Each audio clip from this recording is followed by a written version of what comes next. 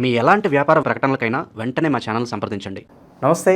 ఈరోజు మన స్టూడియోలో ప్రముఖ ఆధ్యాత్మికవేత్త, జ్యోతిష్య వాస్తు పండితులు, లలితాదేవి ఉపాసకులు బ్రహ్మశ్రీ నానాజీ పట్నాయక్ గారు ఉన్నారు. సో గురుగారితో మాట్లాడేద్దాం. నమస్కారం గురుగారు. శ్రీమాత్రే నమః. సో సెప్టెంబర్ మాసం విశేషంగా మీనరాశి వాళ్ళకి ఏ విధంగా కలిసి రాబోతుంది? అసలుకే ఏళ్ళనాటి చేనులో ఉన్నారు, దాని తాలూకా చంద్రగ్రహణం కూడా ఉంది.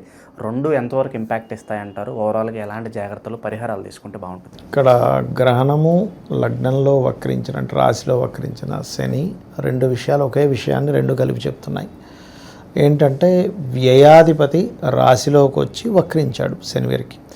12వ స్థానంలోనే గ్రహణం పడుతుంది. ఎప్పుడైనా 12వ స్థానంలో గ్రహణం పట్టేటప్పుడు చేసేటువంటి ఖర్చు, చేసే ఇన్వెస్ట్మెంట్, ఈ విషయాల్లో చాలా జాగ్రత్తగా ఉండాలి. కాకపోతే విదేశీ యోగాలు ఇవన్నీ కూడా కలిగిస్తుంది. కాకపోతే విదేశాలకు వెళ్ళినందుకు అక్కడ కొంత స్ట్రెస్ని ఇస్తూ ఉంటుంది. సో ఇన్వెస్ట్మెంట్ ఎక్కడ చేస్తున్నాము, ఇది అవసరమా ఈ ఖర్చు, తొందరపడి ఏమైనా జాబ్ కోసం చేస్తున్నామా, అవసరమై చేస్తున్నామా అని ఒక్కసారి పెన్ను పేపర్ తీసుకొని అనాలిసిస్ చేసుకుంటే మీకు ఖచ్చితంగా ఈ ఖర్చు విషయంలో అదుపు అనేటువంటిది వస్తుంది. అందులో ఎటువంటి సందేహం లేదు. ఇక ఫినాన్షియల్ మ్యాటర్స్ దగ్గరికి కనుక మనం వచ్చినట్లయితే ఇక్కడ ఈ గ్రహణ ప్రభావం అనేటువంటిది మొదటి వారం రోజులు కూడా, గ్రహణం అయిన వారం రోజులు కూడా కొంత ఫైనాన్స్ మీద ఎఫెక్ట్ చూపిస్తుంది. అంటే ఎవరికో డబ్బులు ఇచ్చి వాడు ఫ్రాడ్ చేశాడు, ఇలాంటివి ఫస్ట్ 1 వీక్ జాగ్రత్తగా ఉండాలి. తర్వాత పెద్ద ఇబ్బంది ఏం లేదు. కాకపోతే ఇన్వెస్ట్మెంట్స్ విషయంలో మాత్రం ప్రధానంగా జాగ్రత్త పడుతూ ఉండాలి. ఇక ఇన్సూరెన్సెస్ రిలేటెడ్ మనీ కొంత రావడానికి 2వ అధిపతి 8లో ఉన్నందుకు శుభుడే కదా, కాబట్టి అటువంటి ఫలితాలు వస్తాయంటే అది కార్ ఇన్సూరెన్స్, ఏదో ఒక ఇన్సూరెన్స్, ఏదో హాస్పిటలైజేషన్ అయిందా, ఏదైనా వీళ్ళకి రావడం అనేటువంటిది బలంగా చూపిస్తుంది. అయితే ఇక్కడ ఈ లగ్నంలో శని వక్రించి సప్తమంలో కుజుడు ఉన్నందుకు నన్ను అడిగితే కుజుడు మారే వరకు వివాహ సంబంధించిన విషయంలో, అంటే ఆల్మోస్ట్ సెప్టెంబర్ 14th మారుతున్నాడు. సో నన్ను అడిగితే ఈ మాసంలో సెప్టెంబర్ 14th వరకు వివాహ సంబంధించినటువంటి విషయాలలో ఎటువంటి నిర్ణయాలు తీసుకోకపోవడమే చాలా ఉత్తమం.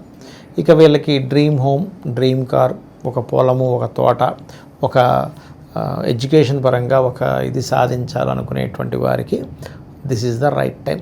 అంటే ఒక డేర్ చేయడానికి, ఒక స్టెప్ ముందుకు వేయడానికి. ఎప్పుడూ ఆగిపోయే బ్యాక్లాగ్స్ ఉన్నాయి, మళ్ళీ ఇప్పుడు నేను కంప్లీట్ చేస్తానంటూ ఉంటారు. ఇటువంటి వాటికి చాలా మంచి యోగం. అయితే ఇక్కడ 12వ స్థానంలో పంచమాధిపతి వెళ్ళి గ్రహణం పడుతుంది. పంచమం అంటే సంతానం. సో సంతానం ఆల్రెడీ గర్భవతులు మనకు చెప్తూ ఉంటారు, కొంచెం గర్భం దాల్చిన వాళ్ళు జాగ్రత్తగా ఉండాలని. ముఖ్యంగా తులారాశి వారు అండ్ మీనరాశి వారు జాగ్రత్తగా ఉండాలి. ఎందుకంటే తులారాశి వారికి ఏమో పంచమంలో గ్రహణం, మీనరాశి వారికి ఏమో పంచమాధిపతి గ్రహణం. సో పంచమం అంటే సంతానం. సో వీరు ఇంకాస్త అంటే వీళ్ళకి ఏమంటే కదలకూడదు అంటారు, పడుకోమంటారు, పడుకొని శుభ్రంగా జపం చేసుకోవచ్చు అని చెప్తాను నిద్రపోతూ. వాళ్ళకేం తప్పు లేదండి. అయితే వీళ్ళు ఎక్కువగా ఆ రోజు రాజరాజేశ్వరి అమ్మవారి ఆరాధన, దుర్గా జపం చేసుకోవడం చాలా మంచిది చెప్పాలంటే. కాకపోతే కొంచెం ఈ సెప్టెంబర్ 7th నుంచి ఒక 41 days ఐయుఐలు, ఐవీఎఫ్లు చేయించుకునేవారు 1-4 సార్లు కన్ఫామ్ అనుకుంటేనే ముందుకు వెళ్ళాలి. లేకపోతే ఏమవుతుందంటే అది ఫెయిల్యూర్ అవ్వడం. డబ్బులు పెద్ద విషయం కాదు, కానీ మానసికంగాను శారీరకంగా ఇబ్బంది పడతారు. అది ప్రధానంగా కొంచెం చూసుకోవాలి. అయితే వీళ్ళకి 17th నుంచి ఆల్మోస్ట్ రవి బుధులు ఇద్దరు సప్తమంలో ఉంటారు. 15th ఏమో బుధుడు వస్తున్నాడు, దాని తర్వాత రవి వస్తున్నందుకు కొంచెం వీరి యొక్క జీవిత భాగస్వామికి ఎప్పటి నుంచో ప్రమోషన్ కోసం వెయిట్ చేసేటువంటి వారికి ప్రమోషన్స్ రావడము, లేదా జీవిత భాగస్వామి ఉద్యోగరీత్యా వేరే ఇతర రాష్ట్రాలకు కావచ్చు, ఇతర దేశాలకు కావచ్చు, వ్యాపారరీత్యా అనుకోండి, ఉద్యోగరీత్యా అనుకోండి, కొంచెం అది సపోర్టివ్గా ఆ యొక్క ఫలితాలు రావడము. మరియు బంధువర్గంలో వారితో ఏదైనా మెడికల్ రంగాలకు సంబంధించిన దాంట్లో వాళ్ళు కొంత పార్ట్నర్షిప్ కలుస్తానని వీళ్ళకి కొంచెం చూడండి, కొంతమందికి ఒక 10 కోట్ల ప్రాజెక్టు, 5 కోట్లు ఉంటే 5 కోట్లు ఉండవు. అప్పుడు ఎవరైనా వాళ్ళు కలిసినప్పుడు వాళ్ళిద్దరూ కలిసి ఆ ప్రాజెక్ట్ కంప్లీట్ చేస్తారు.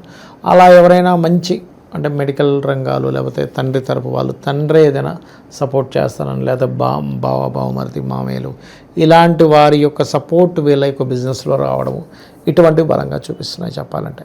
అలాగే కొంతవరకు గవర్నమెంట్ జాబ్స్ కోసం వీళ్ళ జీవిత భాగస్వామి లేకపోతే వీరు ప్రయత్నం చేసినట్లయితే గవర్నమెంట్ అండర్టేకింగ్, ఇటువంటి ఉద్యోగ అవకాశాలకి చాలా చాలా చాలా బాగుంది చెప్పాలంటే. వ్యాపారస్తులకు ఏదైనా సూచన ఉందా? వ్యాపారస్తులకు ఇందాక నేను చెప్పినట్టుగా ఎవరైనా కలవడం, పార్ట్నర్షిప్గా కలవడానికి అనుకూలిస్తుంది. కాకపోతే 14 తర్వాత మంచిది, ఎందుకంటే 14 తర్వాతే మనకి ఎలాగో రవి బుధులు కూడా సప్తమంలోకి వస్తున్నారు. ఎందుకంటే 15కి బుధులు వస్తే 17వ తేదీ రవి వస్తున్నాడు, అదొకటి. కాకపోతే దానికంటే ముందు మాత్రం పార్ట్నర్షిప్స్ జోలికి వెళ్ళకపోవడమే మంచిది, ఎందుకంటే గ్రహణ ప్రభావం ఎంతైనా 12లో ఉంది. సో ఇన్వెస్ట్మెంట్స్ ఒక్కోసారి ఏమవుతుందంటే వాళ్ళు ఏదో ఖర్చు పెట్టేసి ఇంత పెట్టాం అంత పెట్టామన్నాం, ఇలాంటివి జరుగుతాయి. 14 ముందు కనుక వీళ్ళు ఎటువంటి స్టెప్ వేసినా కూడా స్థిరాస్తుల విషయంలో ఏదైనా జాగ్రత్తలు తీసుకోవాలి. బాగుందండి చెప్పాలంటే, స్థిరాస్తుల విషయంలో జాగ్రత్త ఏం అక్కర్లేదు, బాగుంది చెప్పాలంటే. కాకపోతే ఇక్కడ ఈ 14వ తేదీ నుంచి అష్టమంలోకి కుజుడు వస్తున్నందుకు కొంచెం వాహనం మీద వెళ్ళేటప్పుడు తాతగారి ఆస్తి విషయంలో, అంటే ఈయన సొంతంగా కొనుక్కుంది కాదు, కొంతమంది అంటుంటారేమండి మా గ్రాండ్ ఫాదర్ది ఉంది, మా మదర్ వాళ్ళ ఫాదర్ది, లేకపోతే అందులో ముఖ్యంగా ఫాదర్ వాళ్ళ ఫాదర్ 8,000 అనేది తాతగారి ఆస్తి అనేది ఫాదర్ వాళ్ళ ఫాదర్. మీకు మదర్ వాళ్ళ ఫాదర్ దగ్గరికి వచ్చేసరికి దాని కారకత్వం మారిపోతుంటుంది. కాబట్టి ఫాదర్ యొక్క ప్రాపర్టీ విషయంలో చిన్న చిన్న గొడవలు ఇలాంటివి చూపిస్తున్నాయి. ఎవడో కబ్జా చేసుకుంటా అనడం, దాని గురించి వీళ్ళు వెళ్ళడం, ఈ ఘర్షణ వాతావరణం చూపిస్తుంది. బట్ వీళ్ళు ఓన్గా ఏదైనా ఇన్వెస్ట్మెంట్ చేసుకోవడానికి, అంటే ఓన్గా ఏదైనా స్థలం కొనుక్కోవడానికి, అన్ని ఇన్వెస్ట్మెంట్స్ కాదు, ఓన్గా ఏదైనా స్థలం కొనుక్కోవడానికి మంచిదే, అంటే కొంటారు కూడా. కాకపోతే నన్ను అడిగితే బిజినెస్ ఇన్వెస్ట్మెంట్స్ ఇలాంటివి ఏవి కూడా మీరు ఈ గ్రహణం రోజు నుంచి 41 రోజులు పెట్టకపోవడం మంచిదని చెప్తా. ఇన్వెస్ట్మెంట్స్, శుభకార్యాల పరిస్థితి ఏంటి, ఆరోగ్యరీత్యా ఎలా ఉండబోతుంది? శుభకార్యాల్లో గృహప్రవేశాలకి, వివాహ సంబంధించిన విషయాలకి, కొత్త బిజినెస్ ప్రారంభించడానికి, ఉపనయన సంస్కారాలకు సంబంధించిన విషయాలకి వీళ్ళకి అనుకూలంగా ఉంది. ఎందుకంటే గురుబలం ఉంది చతుర్థంలో, అండ్ రవి బుధులు బుధాదిత్య యోగం సప్తమంలో ఉంది. సో ఇవన్నీ ఒక రకంగా చెప్పాలంటే మంచిదే. సో కొత్త పరిచయాలు ఏదన్నా ఉంటే వాళ్ళతో ఎలా మసలుకుంటే బాగుంటుంది అంటారు? కొత్త పరిచయాలంటే ఒకటేనండి, ఇక్కడ శుక్రుడు పంచమంలో ఉన్నాడు.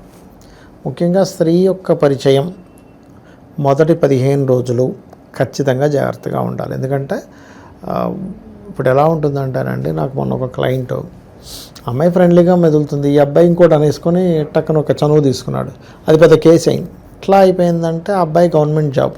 ఏమిటి సార్ అంటే, నేను ముందే చెప్పా, బాబు ఈ 3 నెలలు నువ్వు కొంచెం జాగ్రత్తగా ఉండంటే, చాలా క్లోజ్గా ఉందండి, మా ఆఫీస్కి వచ్చింది, ఏదో సహాయం అడిగితే నేను చేశాను, తర్వాత టక ఫోన్లో ఇద్దరం తెగ మెసేజ్లు చేసేసుకున్నాము, తర్వాత వస్తే ఇంత మెసేజ్ చేస్తున్నా అంత బాగానే ఉంది కదా, నేను ఏదో కొంచెం ఇది చేశాను, అసలు నువ్వు ఇంతటోడు ఇలాగా ఏదో ఫ్రెండ్లీగా మూవ్ అయితే ఇలా అనుకుంటావా అని వెళ్ళిపోయి మరి కేసు పెట్టేసింది నా మీద. మరి రోజు మెసేజ్లో ఈ లవ్ సింబల్స్ ఏంటంటే అది క్యాజువల్గా పెడతారు ఎవరైనా అంటుంది. అంటే చెప్తున్నా నేను మీకు, జనరల్గా పబ్లిక్కి తెలియాలి కదండి. ఇదేంటి మొత్తం లవ్ సింబల్స్ పెట్టింది పాపం అమ్మాయి. అంటే ఏదైనా ఒక మెసేజ్ పెట్టడం, మెసేజ్లో లాస్ట్లో లవ్ పెట్టడం, వీడికి ఏమనిపిస్తుంది, అరే అమ్మాయి ఏదో పాపం లవ్ చేస్తుందేమో అనే దాంతో ఒక స్టెప్ ముందుకేసాడు, అది పెంట అయిపోయింది అక్కడ. కాబట్టి శుక్రుడు ఎప్పుడైనా మీనలగ్నం వాళ్ళకి పంచమ స్థానంలో సంచరించేటప్పుడు అక్కడ అవతల వాళ్ళ వైపు నుంచి లవ్లా అనిపిస్తుంది, కానీ అది ఒక రాంగ్ స్టెప్ అవుతుంది. ప్రేమ విషయాల్లో కాకుండా ఇతర విషయాల్లో కూడా ఏదో అవకాశం మనం వెంటబడి వస్తుంది అనిపిస్తుంది, కానీ అక్కడే మోసపోయే అవకాశం ఏదో ఉంటుంది అక్కడ. అది ఖచ్చితంగా జాగ్రత్త పడాలి అలాంటివి. అంటే మన ఎఫర్ట్ లేకుండా ఎదురుగా ఏదన్నా వస్తే ఏదో డౌట్ పడాల్సిందే అంటారు. అలా కాదు, ఎఫర్ట్ లేకుండా వచ్చేది ఒక్కోసారి యోగం వల్ల వస్తుంది, కానీ ఎఫర్ట్ లేకుండా వచ్చినప్పుడు మనకి నిమిత్తాలు చెప్తాయి. అంటే చుట్టూ ఉండే ప్రకృతి అది వెళ్ళేటప్పుడు ఏదో ఆటంకం రావడం, లేకపోతే వెళ్తూ వాళ్ళకి ఫోన్ చేస్తుంటే కలవకపోవడం. నేను అడిగాను అప్పుడు ఆ అబ్బాయిని, నువ్వు పార్క్కి వెళ్ళారు యాక్చువల్గా ఇద్దరు, అక్కడ ఏదో కొంచెం ఇలా చేయడం చేస్తే ఏంటి ఇది అని గొడవ అయిపోయింది వాళ్ళిద్దరి మధ్య. ఏంటి అంటే కొంత ఈగో ఉంటుంది కదండి, ఏంటి ఇన్ని రోజులు లవ్ అది అని మెసేజ్ పెట్టావు అంటే నేను ఇప్పుడు చేశాను నేను ఎట్లా. ఇప్పుడు మరి అలాంటప్పుడు సినిమాలకి పార్కులకి తిరగడం ఎందుకు కదా. అంటే కొంతమందికి తెలియక ఫ్రెండ్లీ అనుకుంటారు కొంతమంది, కానీ అవతల వాళ్ళు అలాగే తీసుకోవాలని రూల్ లేదు కదా. అలాగా వచ్చినప్పుడు నేను అడిగాను, బాబు నువ్వు మరి వెళ్ళేటప్పుడు ఒక నిమిత్తం చెప్తుంది నీకు అంటే, అవును సార్ నా బండి స్టార్ట్ అవ్వలేదు సార్ అన్నాడు. బండి స్టార్ట్ అవ్వలేదు సార్, నేను మెకానిక్ని పిలిపించి మరి బండి స్టార్ట్ చేశాను. దాని తర్వాత అక్కడికి వెళ్ళిన తర్వాత ఆ అమ్మాయి ఫోన్ నాకు కలవలేదు, 2 సార్లు చెప్పింది ఇదేదో అవ్వబోతుందని, నేను వినిపించుకోలేదు సార్ అన్నాడు. అంటే ఆ వయసులో ఉన్నప్పుడు ఆ కోరిక ఉంటుంది చూసారా, అమ్మాయి ఏదో ప్రపోజ్ చేస్తుంది కదా ఒకవైపు మెసేజ్ల్లో, పార్క్ వచ్చేసింది, సినిమాకి కూడా వెళ్దామంటే సరే అన్నది, అంటే something is going good, something ఎవరో లవర్ దొరకబోతుంది అనే ఒక ఫీల్ ఉంటుంది, కానీ అది ఇలా తిప్పి కొడుతుంది ఒక్కోసారి. సో అది జాగ్రత్తగా ఉండాలి. పంచమంలో ఎప్పుడైనా అంటే గోచారంలో కావచ్చు, వాళ్ళకి 5th లార్డ్ పాడైనా ఇలాంటి చేదు అనుభవం వాళ్ళకి జరుగుతుంది. సో అది చూసుకోవాలి. సో ఇలాంటి ప్రలోభాలకు గురి కాకుండా ఉండాలంటే, ఇంకా విశేషంగా మంచి ఫలితాలు రావాలంటే మీనరాశి వాళ్ళు ఎలాంటి పరిహారాలు చేస్తారు? శ్రీమాత్రే నమః. ఒకటి, దుర్గాదేవిని ఆరాధించడము. ఎందుకంటే ఇక్కడ పంచమాధిపతి వెళ్ళి ఇక్కడ గ్రహణం పడుతున్నాడు. పంచమం అంటే ప్రేమ, లవ్ అనేది ఇంట్లో కొంతమంది వాళ్ళ లైఫ్స్ కూడా తారుమారు అయిపోతాయి. సో చాలా జాగ్రత్తగా ఉండాలి. ఓవరాల్గా ఈ సెప్టెంబర్ మాసం మీనరాశి వాళ్ళకి ఏ విధంగా ఉండబోతుంది? మీ మాటలో చాలా బాగా వివరించారు. ధన్యవాదాలు. శ్రీమాత్రే నమః.